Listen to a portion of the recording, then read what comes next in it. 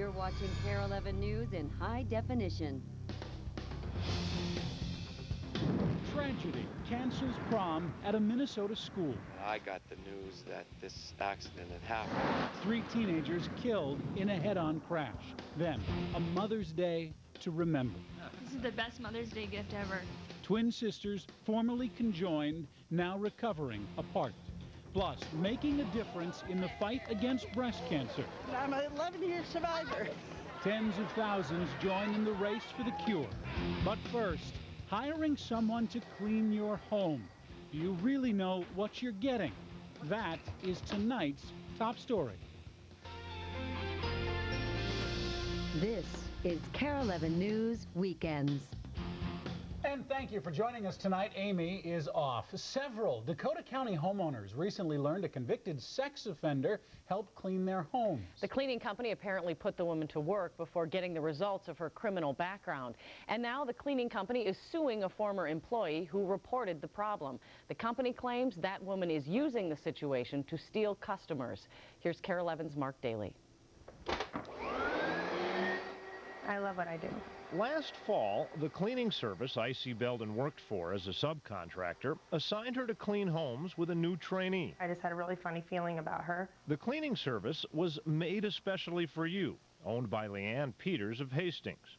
The new trainee was this woman, Jennifer Blazik. At the end of the day, we was doing our last house, and she said, I'm really surprised that I got this job. And I said, why? And she said, because, she says, I was convicted as a child molester. It's true.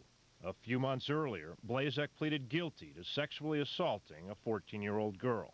And, Icy says, children were in 5 of the 8 homes that she and Blazik cleaned together. I was really sick over it. What's more, in 2002, Blazik admitted stealing and then forging 3 checks from a man whose business she cleaned at night. It's disturbing. Trish Cowell says she's upset that Made Especially for You sent a convicted thief and a sex offender into her home. It's a bad feeling. So I've had my house burglarized before. It's a horrible feeling.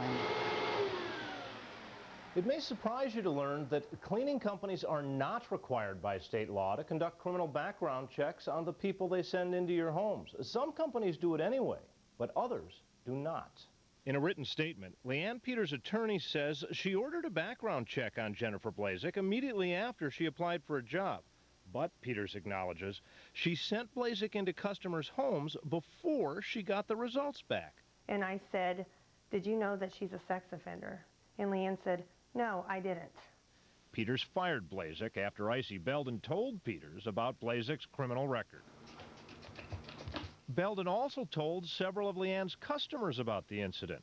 Many of them quit using Made Especially for You and hired Belden and her friend Annette to clean their homes. After some people had quit because of this issue, they had called us to clean for them. Leanne Peters sued Belden and her friend Annette for breach of contract, alleging they violated no-compete clauses and essentially stole Leanne's customers. The case has yet to go to trial, but a judge issued an order forbidding the 2 women from cleaning the homes of Leanne's former customers until the case is resolved. Mark Daly, KARE 11 News. Made Especially for You is still in business. If you would like to see more about this story, including the legal documents involved, you can find them at KARE11.com. A night meant to be a special part of a teen's life ended in tragedy in northwestern Minnesota. 3 teenagers, 2 of them on their way to prom at Fosston High School, died in a head-on crash. The accident happened just south of Fosston at about 8:15 last night. A 16-year-old boy and 16-year-old girl driving a Corvette collided head-on with a 15-year-old boy driving an SUV. Authorities say none of the 3 were wearing a seatbelt. When word of the crash reached the school, authorities canceled prom. They say the 16-year-old girl killed was from the Twin Cities area. A Fargo mother says she could not have asked for a better Mother's Day gift. Tonight, her twin daughters are doing well after a successful surgery to separate them. KARE 11's Joe Fryer gives us an update on Abby and Belle. Typically, moms are supposed to open their cards before their gift. So it's Belle towards you? But on Friday, Amy Carlson got her Mother's Day gift first. 5-month-old daughters Abby and Belle entered the Mayo Clinic joined at the chest. After nearly 12 hours of surgery, doctors untangled their livers, repositioned their hearts, and separated Amy Carlson's babies. This is the best Mother's Day gift ever. Today, the Carlsons sent a card of sorts to their supporters, saying in a statement, Happy Mother's Day to all the mothers who feel like Abby and Belle have become their own. In return, the Carlsons are getting quite a few cards, too. Messages sent to the family's webpage. More than 3,000 total, more than 350 just today. The Mother's Day wishes come from across Minnesota, across the country, and across the globe. One greeting comes from a twin mom in Norway. Another writes, in the middle of news about wars, I was delighted to read of your twins' operation, wishing to each of them a full recovery and happy life. All the best from London. Proof that sometimes the most memorable cards come after you get your gift. We still don't have any new images of the girls since the surgery. That's because, as expected, they're still in the intensive care unit at Mayo getting breathing assistance from ventilators. Mayo says that their vital signs continue to improve. Anyone wishing to leave the family their own message can do so. Just go to KARE11.com and click on featured links. Right, Julie? All right. Thanks, Joe. An estimated 47,000 people got up early this Mother's Day to help raise money and awareness in the fight against breast cancer. They walked and ran in the 2006 Race for the Cure, raising about $2.5 million for the Susan B. Komen Breast Cancer Foundation. KARE 11's Renee Tessman has more. On a chilly morning, it's all about warming up. Bring those knees up! Bring them up! But that's really no problem at an event that's all about holding loved ones close. 1, 2, 3. Perfect. Thousands of Race for the Cure participants created new memories today and also remembered loved ones lost. She was my best friend for over 40 years, matron of honor when we got married. We're here for my wife Brenda, who passed away about 1.5 years ago from breast cancer. She was 37 years old. Look at there, $10,107. That's just great. Everyone raised money. Everyone here wants an end to breast cancer. So they ran. And even more, many, many more, gathered up teams and walked. It's just so amazing to see all these people come out and support us. Wave after wave, it's a never-ending sea of people, and to coordinate all of this, it takes 2,000 volunteers. Sometimes we get more volunteers than we have slots for. That's because breast cancer touches so many. I got breast cancer a year ago, March 31st. Even young people like Justina Ross. I was 18, nobody thought it could happen, and now I'm a survivor. She wants others to survive. Just start out young, checking yourself. For her and so many others, it's not this finish line that's so important. It's the one that ultimately brings a cure. Renee Tessman, KARE 11 News.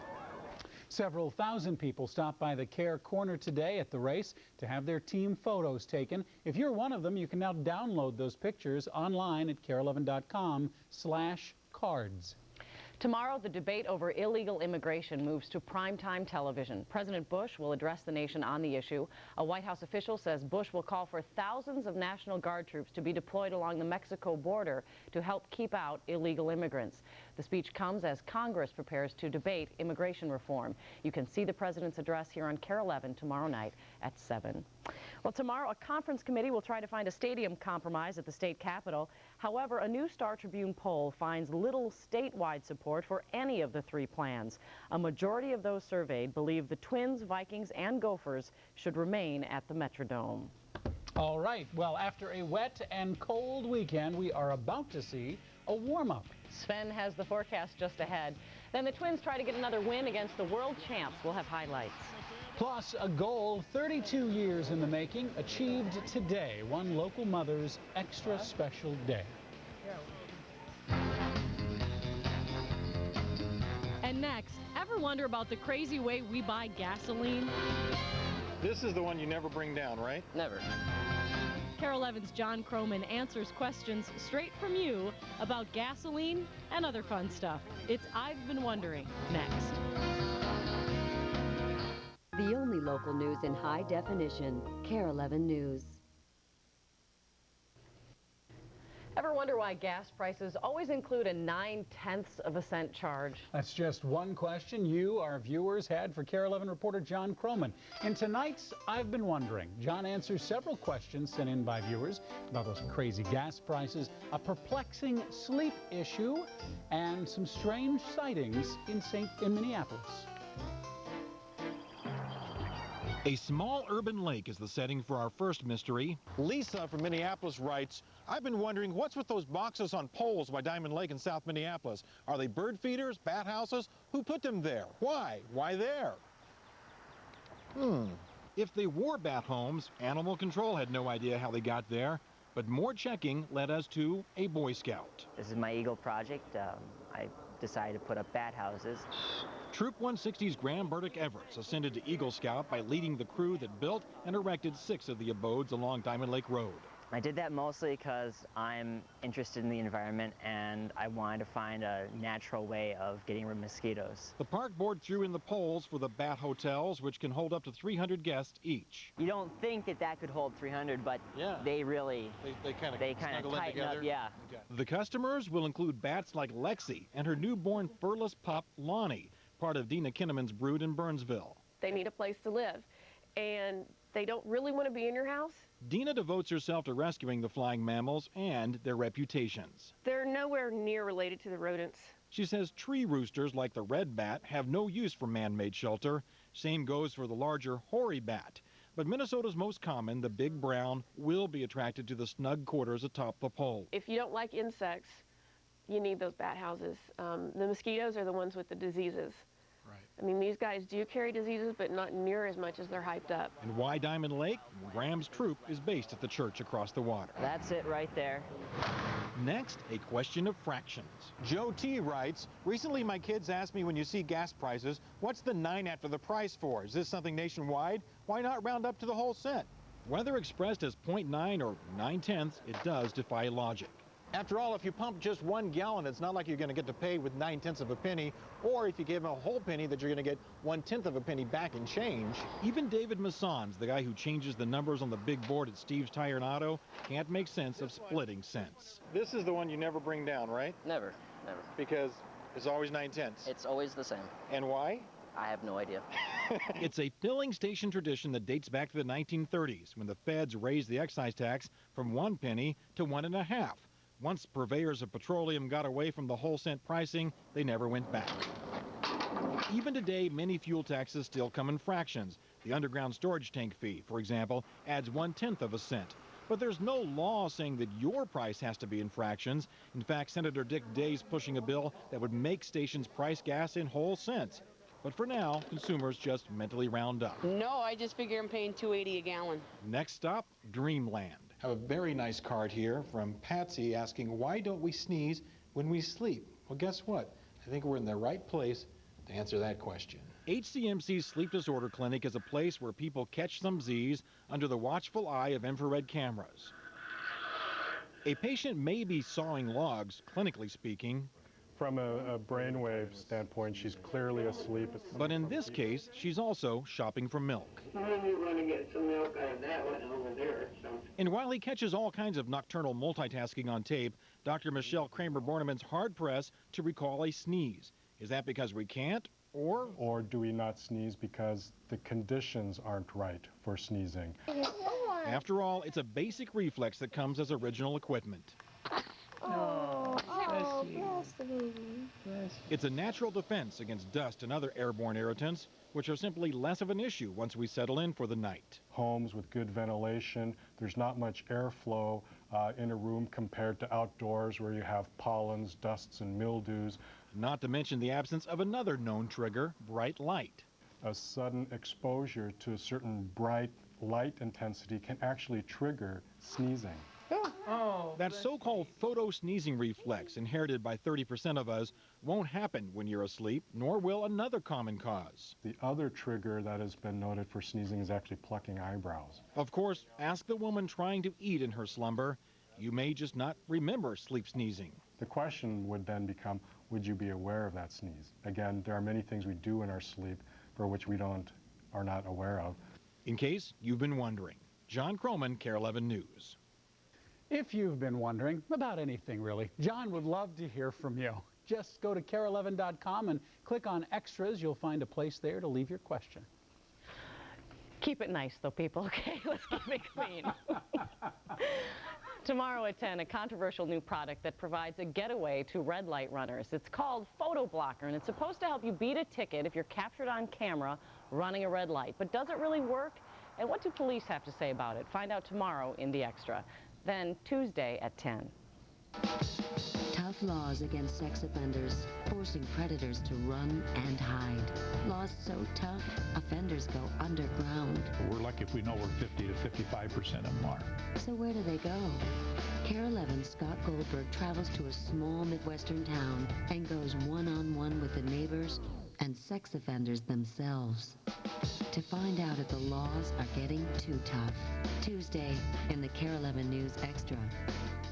Too much rain this weekend in the Northeast has prompted the governors of New Hampshire and Massachusetts to declare states of emergency. Flooding forced hundreds of people from their homes in parts of New England. It's not over yet. Forecasters predict up to 15 inches of rain by the time it is all said and done. A little rain here didn't keep people from taking part in Race for the Cure today. As we showed you earlier, about 47,000 people participated, and many stopped by KARE Corner to have their photo taken and say hi to Sven and other members. We were such an afterthought of the KARE 11 News team. Again, you can download those photos on our website. And yes, he is single. Just going to clear the air, Sven. I'm tired of the There question. you are. See, you and Mike were there. I ruined several people's photos today, I'm sure. Oh, it was not fun to be a meteorologist at Race for the Cure this morning, though. I don't expect. It was people were like, cold hey, and rainy. come on. I'm like, they Right didn't about get their when it pictures wrapped up, taken the sun with was me. coming out, you know? Yeah, by the afternoon, it really wasn't bad. We warmed up into the 60s out there, which made me dig through my books of statistics here, and some interesting May statistics it was. Today, we marked the 5th in a row now of much cooler than normal mid-Mays for some reason here the last 5 years, 2002, 2003, 2004, 2005, and 2006. The middle of the month, we've seen temperatures in the 40s and 50s, and that looks to set a trend here. But 2001, before that started, 94 degrees on this date in 2001, and tomorrow's date, the 15th, it was 94 degrees. In case you're wondering, maybe we should have John Croman answer that, but we saw temperatures, normally we see about 6 days, if I can talk, in May that are 80 degrees or warmer. We're already halfway through the month and no 80s in our forecast here for the next 5 days anyway. But I think we could see some next week, but I'm not going to get into that too much. That's dangerous territory forecasting past a week. But we did manage 63 degrees today thanks to some of the sunshine. As Julie said, just in time for the afternoon, we saw more of those breaks in the cloud cover, and it really makes a difference this time of year. As I stated yesterday, May wants to be warm. It is a warm month. It's part of our quote-unquote warm season. And the sun's pretty strong, and it helps definitely. 43 the low overnight. Just 1/100 of an inch of rainfall during the day today, so that has improved a lot as well. Just 11/100ths yesterday. The day before, of course, we saw nearly a ½ inch of rain with that steady light rain on Friday. So even though it may not seem great yet, we are definitely improving by quite a bit. Skyscan showing very little now across Minnesota and Wisconsin. We did have a band of some persistent showers across central Minnesota much of the day today. There's some showers early this morning for folks out at Race for the Cure, and then really though most of the morning was dry. It was still a little cool out there and still some clouds, but those showers are all continuing to drift to the southwest. We're not completely done yet. We're going to see a couple more spotty showers, it looks like, here during the day tomorrow, mostly to our east though. Those are hugging that upper level low, which is still spinning off to our southeast. It's continuing to move south. It's going to pull the clouds and the cool air away from us as well here. The computer cast showing that very slow movement to the east. We're going to be warming up from the northwest. This high is going to start to wrap around some of the heat that's been building to the west into northwestern Minnesota, and eventually by Tuesday, look at some of those oranges. Those are temperatures that could get close to 70 degrees again for much of Minnesota and western Wisconsin as well. Across the area tonight, temperatures dropping in the mid-40s, close to 60 for much of Minnesota tomorrow, upper 50s for northern Minnesota. Wilmer down to 46 tonight, but 62 tomorrow. Should be dry across western Minnesota tomorrow, but just a couple showers for eastern Minnesota. For the Twin Cities tonight, just a couple showers out there. Mainly, we're just going to continue to see breaks in the cloud cover. Tomorrow, temperatures back into the mid-60s, probably a couple degrees warmer than today. Still a couple showers possible, but we'll still see those periodic breaks of some sunshine And then things continue to warm up here. Low 70s Wednesday with an isolated shower or thunderstorm. And a sneak peek at next weekend shows the bigger warm up we're talking about possibly for next week. By Sunday, we could see near normal temperatures with a couple thunderstorms. And next week, looking better. Again, I usually would never go past 5 to 7 days, but we need it, I think, to talk about Yeah, we need a little good news. We'll look into June if we can. Exactly. 4th of July is looking good. Yeah, well, let's hope. Thanks, Ben. All right. Up next, the Twins look to win their 3rd in a row against the world champs at the Dome. And Barry Bonds tries to pull even with the Babe. Plus, why a key figure in the party boat scandal wants you to forget the past and focus on the Vikings' future.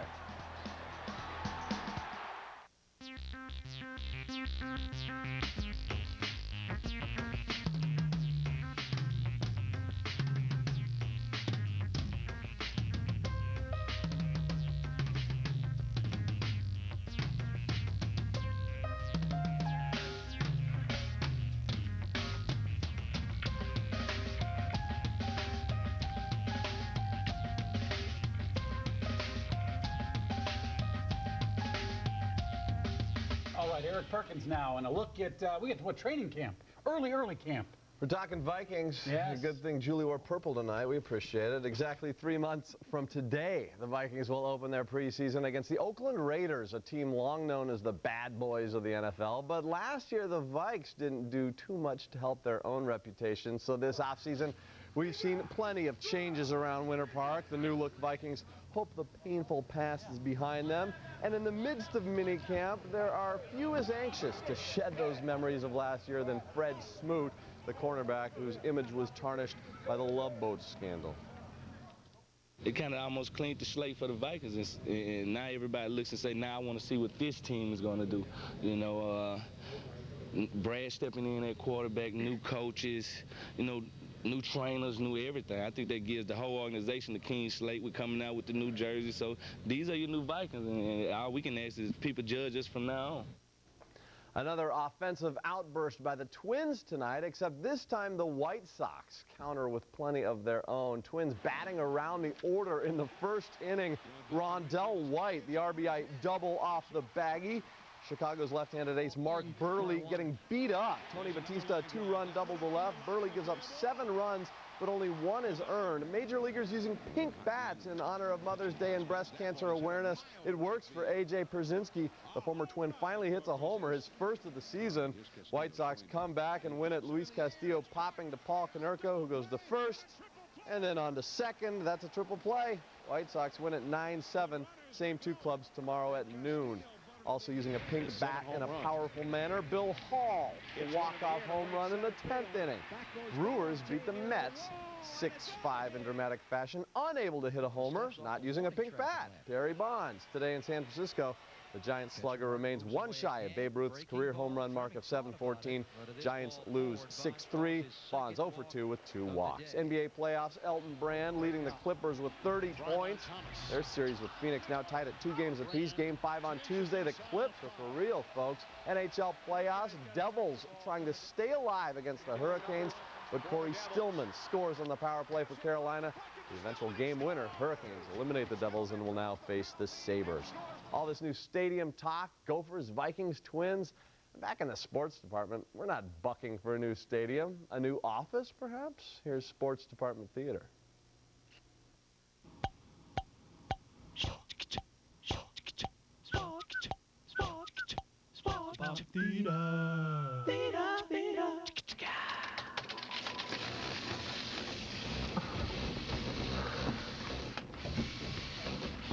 Oh, what are you guys doing? Putting in a retractable roof, dude.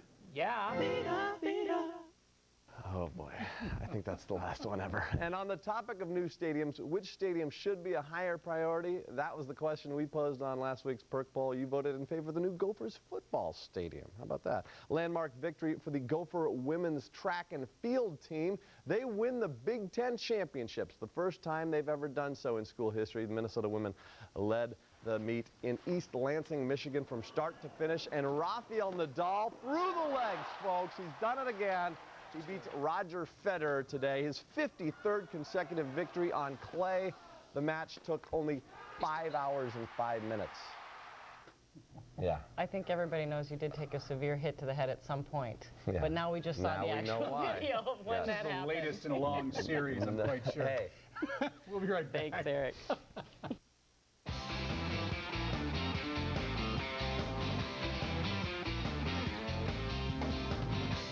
All right, before we go, a very special Mother's Day for a University of Minnesota student. Carlos Pistello, Global Studies. Carlos Pistello's journey to the U of M commencement took 32 years. The 63-year-old student earned her Global Studies degree today. Carlos took her first college class at the age of 31, raised 3 kids, served in the military, and worked toward her degree whenever she could. My goal was to get my degree before I die. So I thought, okay, if I get across the stage and I keel over, that's fine with me. But then I was thinking I'd like to wait till after dinner. So She's taking her time now. She is retired and says she plans to travel. She thinks like I do. Just like to wait till after dinner. If I could, just buy anything. Thanks for watching. Have a good Minnesota's 4 fun seasons bring all sorts of weather. Parents can go to KARE11.com and click on Wonder Why for a toolkit to help kids explore the wonders of weather at home. Brought to you by the Science Museum of Minnesota and KARE11.com.